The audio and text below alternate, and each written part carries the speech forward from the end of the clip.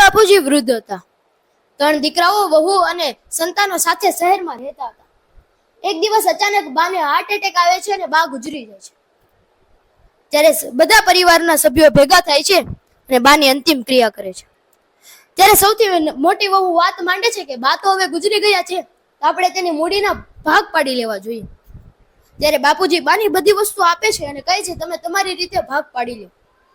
ત્યારે ત્રણેય વહુમાં સરખા 3 ભાગ પાડવામાં આવે છે. છેલ્લે 2 વસ્તુ, એક ચાંદીનું ઝુમખો અને ચાંદીના પટ્ટાવાળી ઘડિયાળ વધે છે. ત્યારે બાપુજી કહે છે કે વસ્તુ 2 છે અને ભાગ 3 છે, કેવી રીતે શક્ય બનશે?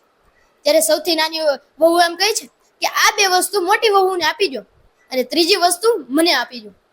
જ્યારે મોટી બેનને વહુ વચ્ચે ચર્ચા થાય છે કે આ ત્રીજી વસ્તુ કઈ છે, કદાચ કિંમતી વસ્તુ બાકી નથી રહી ગઈ ને. ત્યારે સૌથી નાની વહુ બાપુજીને કહે છે બાપુજી, આ ત્રીજી વસ્તુ એટલે તમે ખુદ. આ 2 વસ્તુ તમે મોટી વહુને આપી દો અને તમે અમારી સાથે રહેવા આવી જાઓ. મિત્રો, ભાગલા ફક્ત વસ્તુઓના જ પડે છે. મા બાપને તો ખુશી ખુશી સાચવવાના હોય છે,